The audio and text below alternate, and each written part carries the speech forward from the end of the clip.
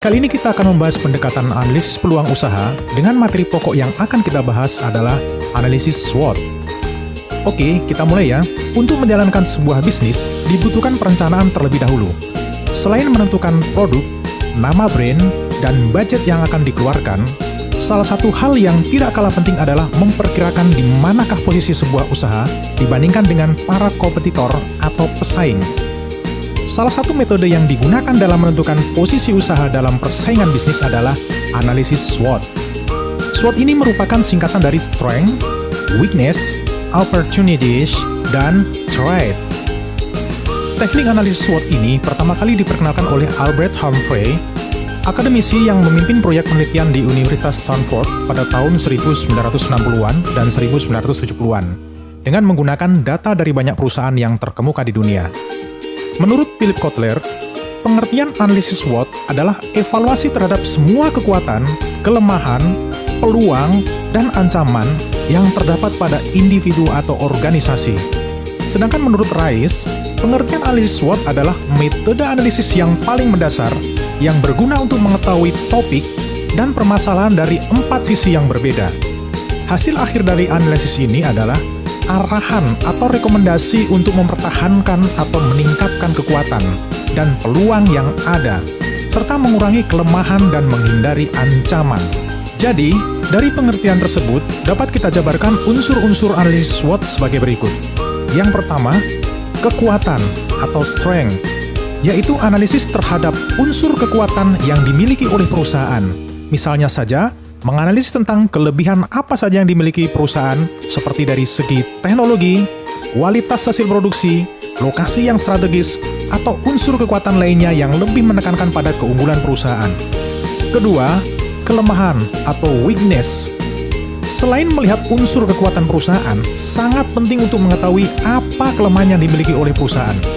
Untuk mengetahui kelemahan perusahaan, bisa dengan melakukan perbandingan dengan pesaing, seperti apa yang dimiliki perusahaan lain, namun tidak dimiliki oleh perusahaan kita. Ketiga, peluang atau opportunities. Unsur peluang biasanya dibuat pada saat awal membangun bisnis. Ini karena bisnis dibentuk berdasarkan peluang atau kesempatan yang menghasilkan keuntungan. Unsur peluang termasuk daftar apa saja yang memungkinkan bisnis mampu bertahan dan diterima di masyarakat, baik dalam jangka pendek maupun jangka panjang. Yang keempat, ancaman atau threat. Analisis terhadap unsur ancaman sangat penting karena menentukan apakah bisnis dapat bertahan atau tidak di masa depan. Beberapa hal yang termasuk unsur ancaman misalnya banyaknya pesaing, ketersediaan sumber daya, jangka waktu minat konsumen, dan lain sebagainya. Analisis SWOT adalah analisis paling dasar yang sering digunakan untuk mengetahui suatu permasalahan dari 4 sisi yang berbeda, yaitu kekuatan, kelemahan, peluang, dan ancaman yang dimiliki oleh sebuah perusahaan.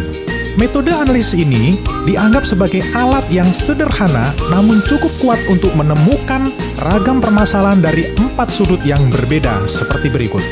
1. Bagaimana kekuatan mampu mengambil keuntungan dari sebuah peluang yang ada. 2. Bagaimana cara mengatasi kelemahan yang dapat mencegah keuntungan. Ketiga, bagaimana kekuatan mampu menghadapi ancaman yang ada. Keempat, bagaimana cara mengatasi kelemahan yang mampu membuat ancaman menjadi nyata atau menciptakan sebuah ancaman baru. Hasil dari analisis ini dapat digunakan sebagai rekomendasi untuk meningkatkan kekuatan dan mempertahankan peluang, serta pada saat yang sama dapat mengurangi kelemahan dan menghindari potensi ancaman. Analisis SWOT juga berperan sebagai instrumen yang bermanfaat dalam aktivitas analisis strategis. Dengan analisis ini, organisasi dapat meminimalisir kelemahan dan menekan dampak ancaman yang harus dihadapi. Ada 2 faktor yang mempengaruhi analisis SWOT, yaitu faktor internal dan faktor eksternal. Faktor internal adalah faktor-faktor yang berasal dari dalam suatu perusahaan, yaitu kekuatan dan kelemahan dari perusahaan itu sendiri. Faktor ini dapat dikendalikan oleh manajemen perusahaan itu sendiri. Contohnya, sumber daya yang dimiliki, keuangan atau finansial, kelebihan dan kelemahan organisasi, sumber daya manusia, manajemen pemasaran, distribusi, dan lain sebagainya. Sedangkan faktor eksternal adalah semua faktor yang berasal dari luar perusahaan, yaitu berupa ancaman dan peluang yang akan berpengaruh terhadap perusahaan. Faktor ini tidak dapat dikendalikan oleh manajemen perusahaan. Contohnya, budaya masyarakat, kebutuhan masyarakat, tren, kondisi perekonomian, peraturan dan kebijakan pemerintah, teknologi, lingkungan, peristiwa yang terjadi, dan lain-lain.